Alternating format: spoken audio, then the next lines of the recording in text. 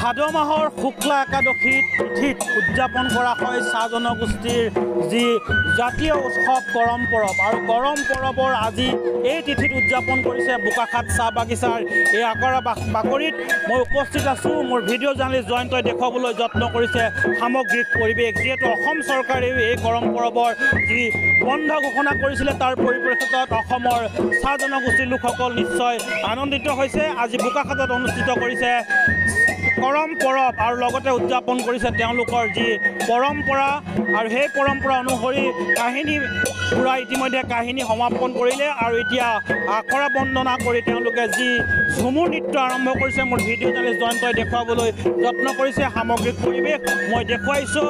প্ৰাগৰ দৰ্শকক দেখুৱাইছোঁ আজি কৰম উৎসৱ। কৰম উৎসৱৰ যি পৰম্পৰা সেই পৰম্পৰা ইতিমধ্যে সম্পন্ন হৈছে আৰু তাৰ লগে লগে তেওঁলোকে ঝুমুৰ নৃত্য আৰম্ভ কৰিছে। মোৰ ভিডিঅ' জাৰ্নেলিষ্টে দেখুৱাবলৈ যত্ন কৰিছে অসমৰ চাহ জনগোষ্ঠীৰ এটা জাতীয় উৎসৱ হৈছে কৰম পৰৱ। মই পোনপটীয়াকৈ দেখুৱাবলৈ যত্ন কৰিছোঁ সামগ্ৰিক পৰিৱেশ আৰু অসমৰ চাহ জনগোষ্ঠীৰ যি লোক আছে তেখেতসকলে দিনৰ ভাগত চাহ বাগিচা যিসকলে কৰ্মৰত হৈ থাকে তেখেতসকলৰ দিনৰ যি ভাগৰুৱা মন আজি এই কৰম পৰৱত তেওঁলোকে নাচি বাগি পৰিত্ৰাণ পাব। মই দেখুৱাইছোঁ সামগ্ৰিক পৰিৱেশ এটা সুন্দৰ ৰঙীন মুহূৰ্ত মই সাক্ষী কৰাইছোঁ প্ৰাগৰ দৰ্শকক পোনপটীয়াকৈ দেখুৱাবলৈ যত্ন কৰিছোঁ।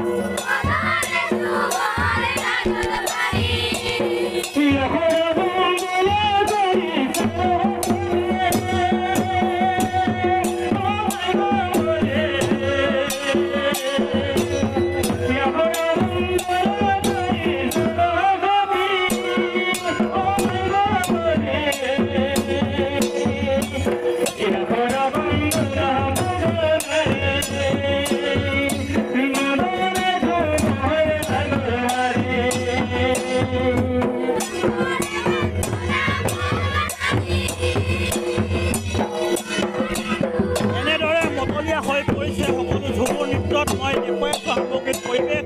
ইয়াৰ পাছতে আৰম্ভ হ'ব প্ৰদৰ্শনীমূলক যি ঝুমুৰ প্ৰতিযোগিতা ঝুমুৰ নৃত্য মই দেখুৱাবলৈ যত্ন কৰিম আৰু কথা পাতিবলৈ যত্ন কৰিম। ইয়াত বাগিচাৰ সকলো লোক আহিছে, সকলো ইয়াত একত্ৰিত হৈছে। মই দেখুৱাইছোঁ সামগ্ৰিক পৰিৱেশ মই দেখুৱাবলৈ যত্ন কৰিছোঁ। কাহিনীবোৰৰ পৰা অকণমান জানি লওক প্ৰধান শিক্ষক প্ৰাক্তন প্ৰধান শিক্ষক আজিৰ এই কৰম পৰৱৰ কাহিনীবোৰ কি ক'ব কাহিনী কি ক'ব? আমাৰ এই কৰম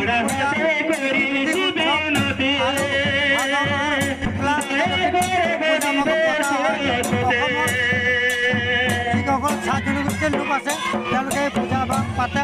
অৱশ্যে সুবিধা অনুযায়ী যদি সকলোৱে বাগিচাত কাম কৰে কাৰণে শনিবাৰ দিনটোকে লৈ পেলাই কৰে, কিন্তু আচলতে ভাদ মাহৰ শুক্লা একাদশী তিথিতে কৰম পূজা ভাগ কৰিব লাগে। আৰু এই কৰম পূজা ভাগ কৃষিভিত্তিক উৎসৱ।